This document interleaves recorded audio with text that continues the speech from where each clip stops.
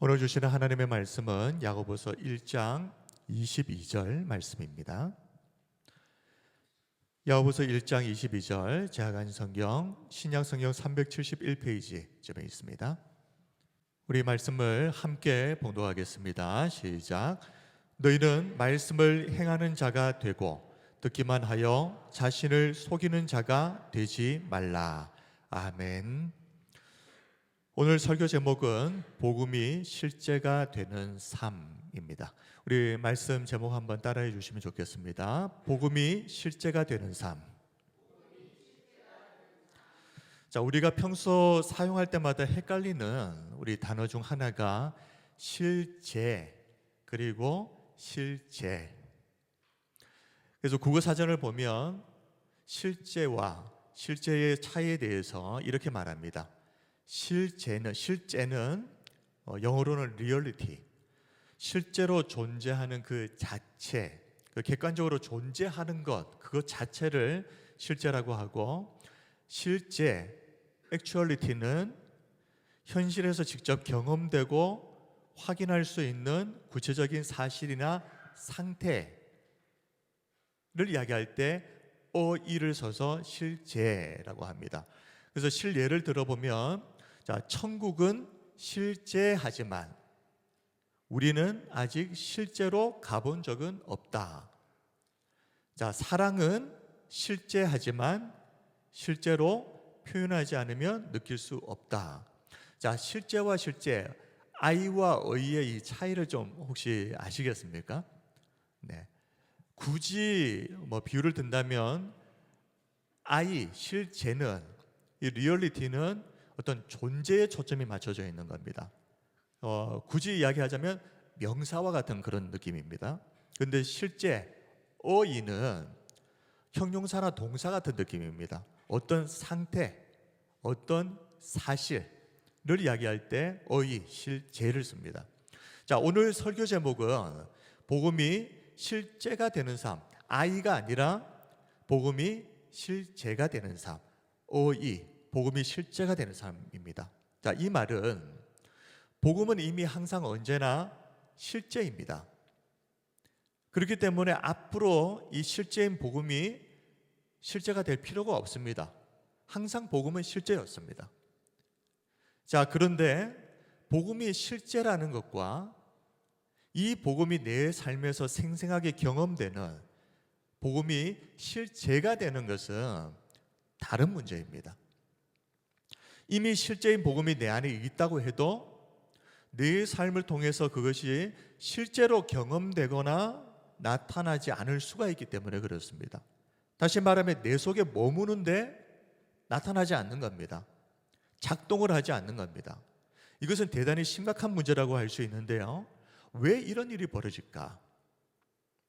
복음이 없어서 작동하지 않는다면 그건 그럴 수 있다고 치지만 내 안에 복음이 분명히 실제하는데 왜 그것이 실제의 삶에서는 작동되지 않는가? 자, 먼저 복음이 삶에서 실제가 되지 못한다 하는 이 말의 의미를 좀 더 자세하게 설명하면, 성경을 읽고 설교도 듣다 보니 우리의 머릿속에는 복음이 무엇인지에 대한 그 개념은 이미 정리되어 있습니다. 그런데 그 복음이 머릿속에 이론으로만 딱 남아있는 겁니다.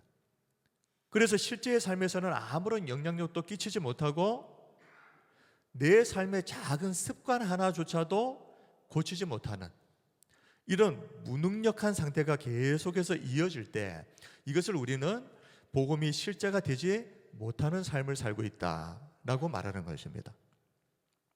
자, 우리는 이런 상태, 복음이 내 삶에서 전혀 실제가 되지 못하는 상태를 우리가 그저 방관하고 그냥 아무 문제도 아닌 것처럼 넘어가야 되겠습니까? 순회선교단의 김용희 선교사님은 나 하나도 변화시키지 못하는 복음이라면 그것이 무슨 복음인가? 라고 말했습니다. 정말 그렇습니다. 내 안에 정말 복음이 있다면, 복음이 있는데도 아무런 변화도 일어나지 않는 그런 일은 절대 일어날 수 없다는 것입니다. 그런데 현실의 삶은 어떻습니까? 분명히 바른 복음을 알고 있는데 그것을 믿는다고도 말하는데 근데 그 복음이 내 삶에서는 아무런 작동도 하지 않고 있는 이런 이상한 일들이 벌어지고 있는 것이 현실이지 않습니까? 다시 말하면 말씀을 듣기는 하는데 그래서 머리로는 그 내용을 분명히 이해를 했는데 그런데 그 말씀대로 사라지지는 않는 것입니다. 오늘 본문 야고보서 1장 22절을 보면 야고보 사도는 이렇게 말씀을 듣기는 했는데 이 말씀이 전혀 삶에서 작동되지 않는 행하지는 않는 이들을 향해서 자신을 속이는 자라고 말합니다. 야고보서 1장 22절 너희는 말씀을 행하는 자가 되고 듣기만 하여 자신을 속이는 자가 되지 말라.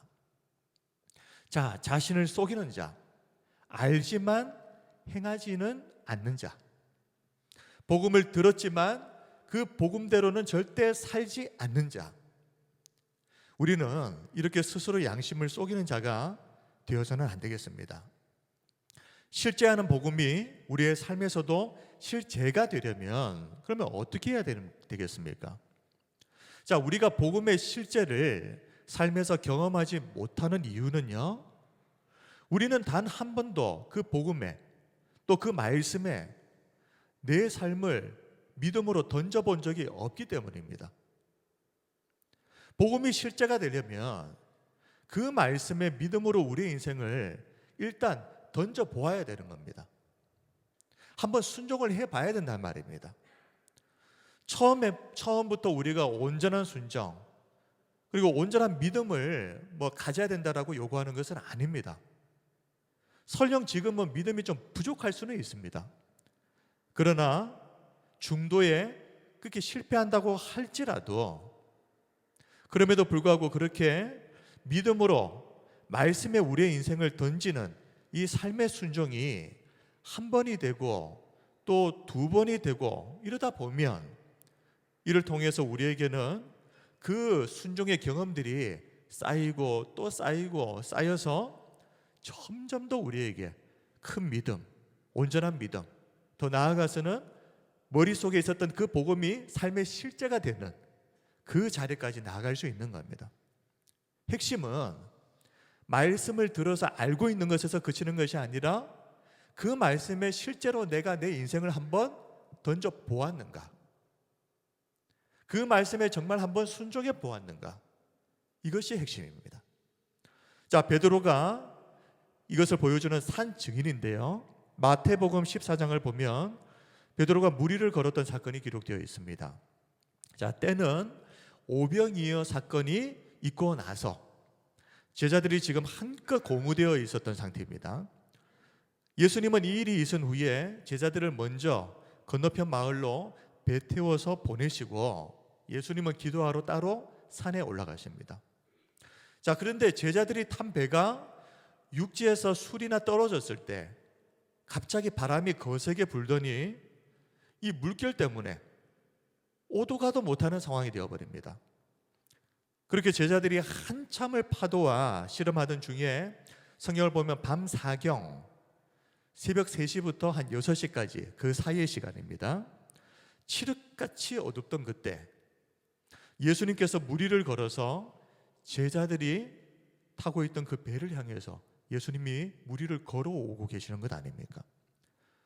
처음에 제자들은 유령이라고 혼비백산에서 비명을 질렀습니다. 그런데 예수님이시라는 것을 알게 되자 베드로가 이렇게 말합니다. 마태복음 14장 28절 베드로가 대답하여 이르되 주여 만일 주님이시거든 나를 명하사 물 위로 오라 하소서. 자, 예수님은 베드로에게 오라고 하십니다. 놀랍게도 베드로는 예수님의 그 한마디 말씀을 붙잡고 실제로 물 위에 자기 발을 내디뎠습니다. 말씀에 자신의 인생을 던져본 겁니다. 그런데 바로 그때 베드로는 물 위를 걷는 놀라운 경험을 하게 되지 않습니까? 자, 그런데 얼마 지나지 않아서 베드로는 바람을 보고 두려움에 빠지는 순간 이제 물에 빠져 들어가기 시작하는데 그때 베드로가 주여 나를 구원하소서 하고 비명을 질러댑니다. 예수님께서 베드로의 손을 잡아서 물에서 건져주시면서 이때 굉장히 중요한 말씀 한마디를 하시는데, 마태복음 14장 31절 32절 말씀을 보십시오. 예수께서 즉시 손을 내밀어 그를 붙잡으시며 이르시되 믿음이 작은 자여 왜 의심하였느냐 하시고 배에 함께 오름에 바람이 그치는지라. 자, 믿음이 작은 자여입니다. 믿음이 작은 자여 왜 의심하였느냐. 자, 그런데 우리는 이 말씀을 좀 깊이 한 번 더 생각해 봐야 됩니다.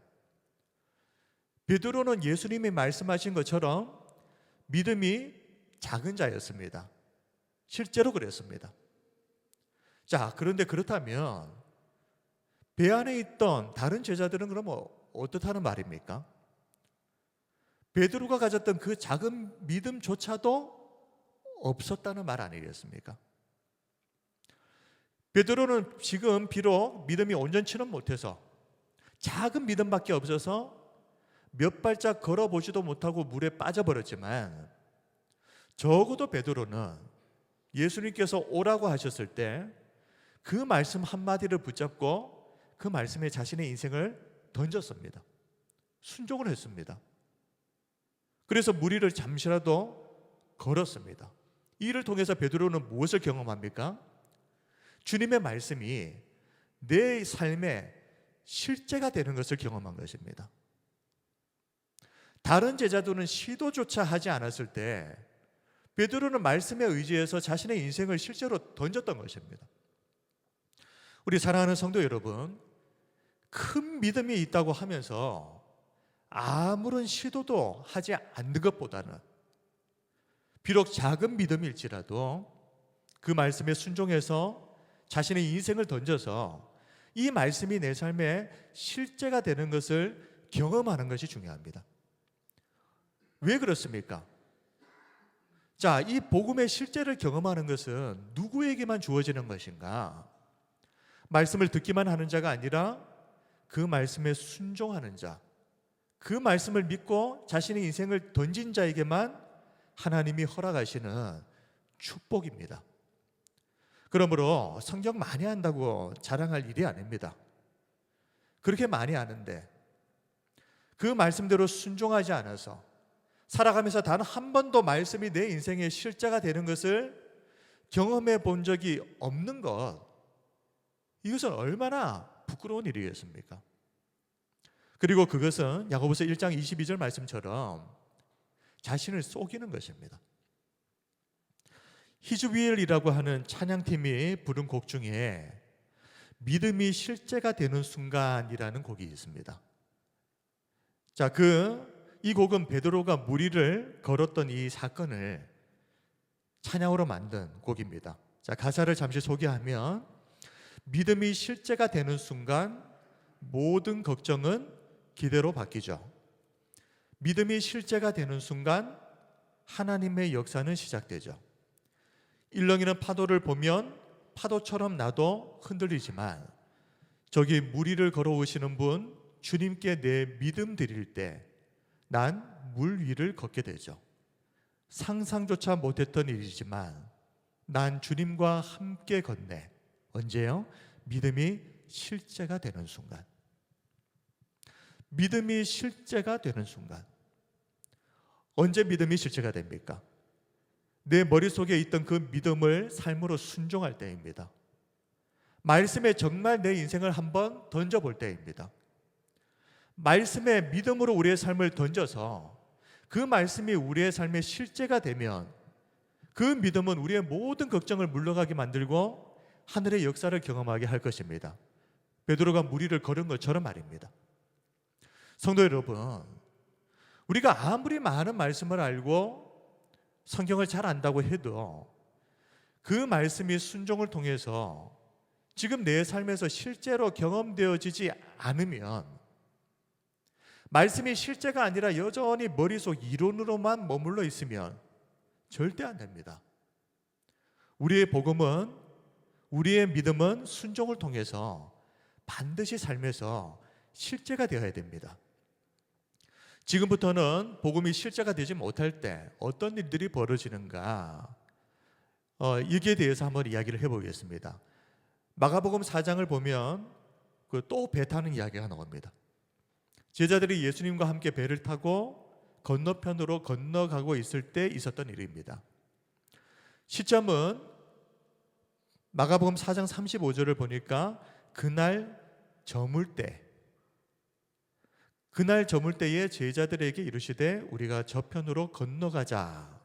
자, 특이한 점은 예수님께서 이렇게 제자들과 배를 타고 건너편으로 건너가실 때 다른 많은 사람들이 배를 타고 함께 예수님이 타신 그 배를 따라갔다 하는 내용이 36절에 나옵니다. 그들이 무리를 떠나 예수를 배에 계신 그대로 모시고 가매 다른 배들도 함께 했다 하는 말씀이 있습니다. 자, 그런데 예수님께서 타고 계신 그 배가 큰 광풍을 만납니다. 그래서 배에 물이 들어오기 시작합니다. 배가 점점 더 잠기기 시작합니다. 마가복음 4장 37절을 한번 보십시오. 큰 광풍이 일어나며 물길이 배에 부딪혀 들어와 배에 가득하게 되었더라. 자, 상황이 이쯤되면 참 예수님께서 뭐라도 좀 하셔야 하는 건 아닙니까? 근데 예수님은 여전히 잠만 주무시고 계십니다. 그때 제자들이 예수님을 급하게 깨우면서 선생님이여, 우리가 죽게 된 것을 돌보지 아니하시나이까? 38절 말씀입니다. 예수님은 그제서야 일어나셔서 바람과 바다를 꾸짖으시는데 그 순간 즉시 바람이 그치고 그리고 바다는 잔잔해졌습니다. 39절 예수께서 깨어 바람을 꾸짖으시며 바다더러 이르시되 잠잠하라 고요하라 하시니 바람이 그치고 아주 잔잔하여지더라. 자, 그런데 예수님은 이 모든 상황이 종료된 후에 제자들에게 이렇게 말씀하십니다. 40절을 보십시오. 이에 제자들에게 이르시되 어찌하여 이렇게 무서워하느냐? 너희가 어찌 믿음이 없느냐? 너희가 어찌 믿음이 없느냐? 예수님께서 같은 배에 타고 계심에도 지금 제자들이 광풍으로 인해서 큰 두려움에 빠졌던 것은 예수님의 말씀에 의하면 어떤 것입니까? 제자들에게 무엇이 없다고요? 믿음이 없었기 때문입니다. 예수님이 같이 타고 계신 배에 있으면서 광풍 때문에 죽을까 봐 비명을 지르고 있었던 이 제자들의 모습은 예수님의 말씀에 따르면 믿음이 없었기 때문입니다. 자, 여기서 주목할 것은 마태복음 14장에서 무리를 걷다가 물속으로 빠져들어갔던 이 베드로에게는 예수님께서 믿음이 작다라고 말씀하셨죠. 근데 지금 광풍 앞에서 두려움에 빠져서 예수님께 왜 아무것도 하지 않으시냐고 이렇게 비명을 지르고 있었던 이 제자들에게는 뭐라고 말씀하십니까? 믿음이 없다라고 말씀하시는 겁니다. 잘 아시겠지만 믿음이 작은 것과 믿음이 없는 것은 천지차이입니다. 그런데 제자들은 지금 주님으로부터 믿음이 없는 자라는 말을 들었습니다. 다른 사람도 아닌 예수님의 제자들이 예수님께 믿음이 없는 자라는 말을 들었다는 것은 이건 대단히 심각한 문제입니다. 근데 더욱 안타까운 것은 주님은 지금 제자들이 믿음이 없다는 것에 대해서 지금 안타까워하고 이 말씀을 하시는데 제자들의 관심사는 그게 아닙니다. 41절을 볼까요? 그들이 심히 두려워하여 서로 말하되 그가 누구이기에 바람과 바다도 순종하는가 하였더라. 주님은 제자들의 믿음이 없는 것에 대해서 지금 걱정하고 계시는데 제자들은 그런 것에는 전혀 관심이 없고요. 바람과 바다를 잠잠케 하시는 주님의 능력을 보고 놀라고 있는 겁니다. 그러나 분명한 것은 평소 예수님을 따라다니며 뭔가 대단한 믿음을 가진 것처럼 보였던 그 제자들이 이 풍랑이라고 하는 실제 상황 앞에서 무엇이 드러납니까? 믿음이 없는 자라는 것이 여실히 드러나 버렸다. 우리들은 마가복음 4장의 이 제자들을 통해서 복음이 삶에서 실제가 되지 못할 때 어떤 일들이 벌어지는지, 그리고 그것이 주님에게는 어떤 의미인지를 우리가 이제 알 수 있는 겁니다. 예수님은 복음이 삶에서 실제가 되지 않을 때 그것을 믿음이 없다라고 말씀하십니다. 머릿속에 머물러 있지만 삶에서 실제로 작동하지 않는 그런 믿음이라고 하는 것은 예수님이 보실 때는 없는 것입니다. 우리끼리 아무리 그래도 어떻게 믿음이 없다고까지 말할 수 있느냐? 그건 너무 심한 거 아니냐? 그렇게 논쟁해봐야 아무 소용이 없습니다. 예수님께서 믿음이 없다라고 분명하게 말씀하셨다면 믿음이 없는 것입니다. 더 이상 이 부분에 대해서 우리가 뭐 이러니 저러니 왈가왈부할 이유가 없는 겁니다. 예수님께서 믿음이 없다라고 말씀하시면 그건 믿음이 없는 것입니다. 베드로는 비록 작은 믿음이었지만 예수님의 말씀에 순종해서 자신의 인생을 실제로 그 말씀에 던졌을 때 믿음이 큰 자라는 말은 못 들었지만 그래도 믿음이 작은 자라는 말은 들었습니다. 그런데 이 제자들은 아예 예수님께서 믿음이 없는 자라고 말씀하십니다. 성도 여러분, 내가 몇 년 교회 다녔는지, 내가 세례를 받았는지, 어떤 직분을 가졌는지 그게 중요한 게 아닙니다. 정말 중요한 것은 첫 번째, 내 속에 정말 복음이 있는가? 두 번째, 그 복음이 실제로 내 삶에서 작동하고 있는가? 그래서 그 믿음이 내 삶에서 실제로 증명이 되고 있는가? 복음이 실제가 되고 있는가? 만약 제자들처럼 말로는 믿음이 있는 것처럼 평소 말하지만 정작 인생의 풍랑 앞에 설 때마다 마치 주님이 계시지도 않은 것처럼 비명을 지르고 있다면 주님은 우리에게도 똑같이 말씀하실 것입니다. 믿음이 작은 자가 아니라 믿음이 없는 자다. 머리로 알고 있는 복음이 내 삶의 실제로는 아무런 작동도 하지 않는다. 그러면 꼭 기억하십시오. 알고 있다고 해서 믿음이 아닙니다. 믿음은 내 삶에서 실제로 작동해야 믿음입니다. 예수님이 타고 계신 배는 절대 침몰할 리가 없다. 머리로는 우리가 잘 알고 있지 않습니까? 예수님이 타고 계신데 그 배가 어떻게 침몰해서 예수님과 함께 수장이 될 수 있겠습니까? 있을 수가 없죠. 그런데 문제는 실제의 삶에서 그런 일들을 당할 때 그 지식이 아무런 작동도 하지 않는다면 인생의 풍랑 앞에 섰을 때에 예수님은 보이지도 않고 우리의 눈에는 집채만한 파도만 보이고 우리의 귀에는 무서운 바람 소리만 들린다면 그것은 믿음이 없는 것입니다. 작동되지 않는 것은 애초부터 믿음이 아니기 때문에 그렇습니다.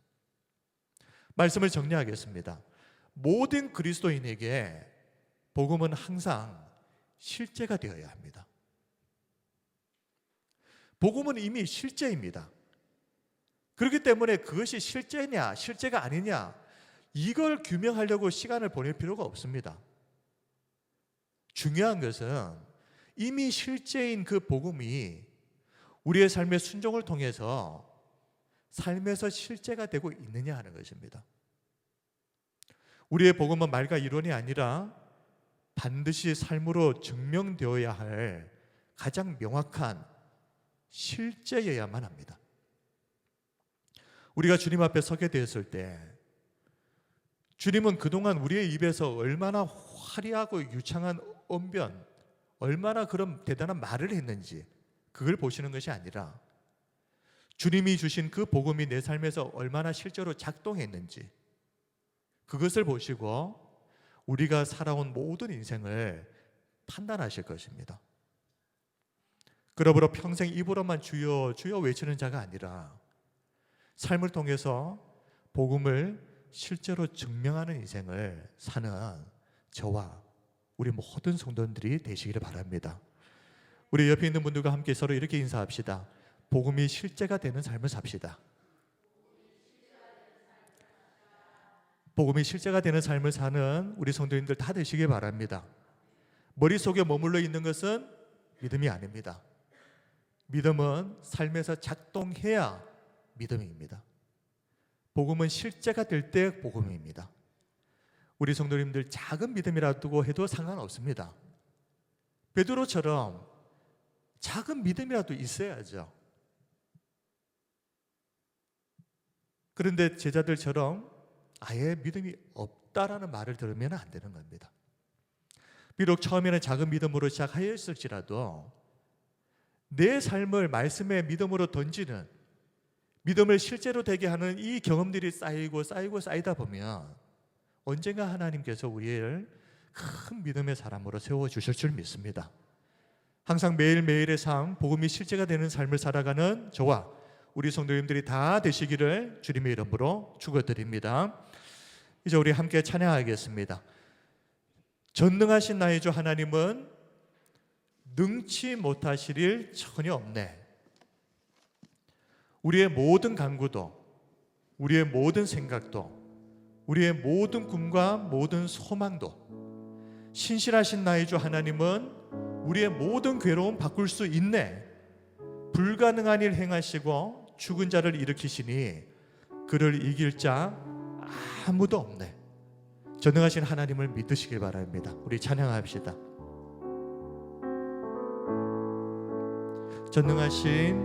전능하신 나의 주 하나님은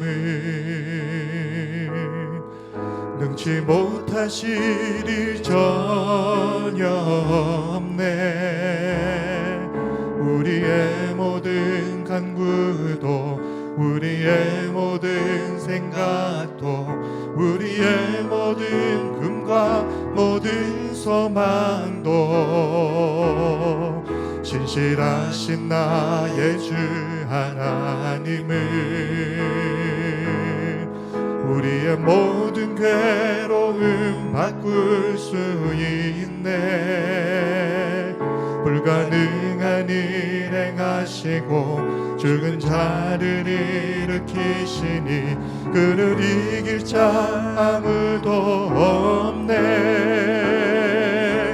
주의 말씀 의지하여 깊은 곳에 금을 던져 오늘 그가 놀라운 일을 이루시는 것보다 주의 말씀 의지하여 믿음으로 금을 던져 믿는 자에게 능치 못함 없네. 우리 박수 치면서 잘 합시다. 전능하신 나의 주 하나님은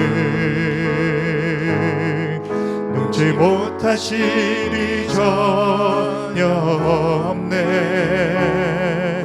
우리의 모든 간구도, 우리의 모든 생각도, 우리의 모든 꿈과 모든 소망도 신실하신 나의 주 하나님은 우리의 모든 괴로움 바꿀 수 있네. 불가능한 일 행하시고 죽은 자를 일으키시니 그를 이길 자 아무도 없네. 주의 말씀 의지하여 깊은 곳에 금을 던져 오늘 그가 놀라운 일을 이루시는 것보다 주의 말씀 의지하여 믿음으로 금을 던져 믿는 자에게 능치 못함 없네. 주의 말씀 의지하여, 주의 말씀 의지하여 깊은 곳에 금을 던져 오늘 그가 놀라운 일을 이루시는 것보다 주의 말씀 의지하여 믿음으로 금을 던져 믿는 자에게 능치 못함 없네. 믿음이 없이 기쁘시게 못하나니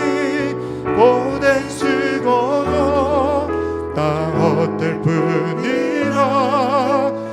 믿음이 없어서 무너진 삶의 모든 자리에 다시 주님을 기다립니다. 믿음이 없이는 기쁘시게 못하나니 고된 수고도 다 헛될 뿐이라. 믿음이 없어서 무너진 삶의 모든 자리에 다시 주님을 기다립니다. 이제 우리 함께 기도하겠습니다. 우리 안에 정말 진짜 복음이 있는가? 내 안에 복음이 있다면 이 복음이 삶에서 작동하고 있는가? 그래서 이 복음이 내 삶의 실제가 되었는가? 만약에 머릿속에만 있는 이 복음이 삶에 아무런 작동도 하지 않고 실제가 되지 못하고 있다면 주님께서는 우리를 향해서 너는 믿음이 없는 자라고 말씀하실 것입니다. 우리가 하나님께 이 시간 우리 간절히 기도합시다. 많이 아는 것이 중요한 것이 아니라 알고 있는 그것이 삶의 순종을 통하여서 실제가 되게 해 주시옵소서. 그래야 해서 이론에 머물러 있는 그런 신앙이 아니라 날마다 말씀이 삶의 실제가 되는 이 경험들을 통해서 우리가 하나님 앞에 위대한 믿음의 사람들로 세워져 갈 수 있도록 하나님 우리에게 은혜를 주옵소서. 우리 함께 우리 통성으로 기도하겠습니다. 은혜와 사랑이 풍성하신 우리 하나님 아버지, 전능하신 하나님의 말씀은 말씀하신 그대로 이루어질 줄을 믿습니다. 하나님이 우리에게 주신 말씀이 우리의 머릿속에 이론으로만 머물러 있는 것이 아니라 삶의 순종을 통하여서 실제가 되게 하여 주시옵소서. 우리 안에 정말 진짜 복음이 있다면 이 복음이 삶의 순종을 통하여서 실제가 되는 경험들을 날마다 하기를 소원합니다. 아버지 하나님, 말씀이 삶에 작동되게 하여 주시옵소서. 순종을 통하여 작동되게 하여 주시옵소서. 베드로가 주님의 그 말씀 한마디를 의지하여서 그 풍랑 속에 자신의 발을 내디뎠던 것처럼 우리도 하나님의 말씀을 믿고 그 말씀에 우리의 삶을 아버지 하나님 내던져서 우리 삶의 복음이 실제가 되는 것들을 날마다 경험하는 인생을 살게 하여 주시옵소서. 아버지 하나님, 우리에게 이 믿음을 주시기를 원합니다. 주님 앞에 섰을 때에 아버지 하나님 앞에서 믿음이 있는 자라 하나님 앞에 인정받는 그런 주의 성도들이 되게 하여 주시옵소서. 살아계신 예수님 이름으로 기도드립니다. 아멘. 영광과 찬양을 받으시기에 합당하신 우리 하나님 아버지, 우리가 말씀을 듣기만 하여서 자신을 속이는 자가 되지 않게 하여 주시옵소서. 하나님이 주시는 말씀이 우리의 삶을 순종을 통하여 삶의 실제가 되게 하여 주시옵소서. 베드로가 주님의 오라는 그 말씀 한마디 의지하여서 자신의 인생을 그 풍랑 가운데에 던졌던 그 순종을 통해 무리를 걸었던 말씀의 실제를 경험했던 것처럼 하나님 우리에게도 주신 말씀이 삶의 순종을 통해 실제가 되는 이 경험들을 날마다 하며 살아가는 우리 모든 성도들 되게 하여 주시옵소서. 그래야 우리의 삶을 통하여 세상 가운데 하나님 살아계심이 증거되고 우리의 삶에 우리의 믿음은 더 아름답고 견고하게 세워지는 복을 누리게 하여 주시옵소서. 살아계신 예수님 이름으로 기도드립니다. 아멘.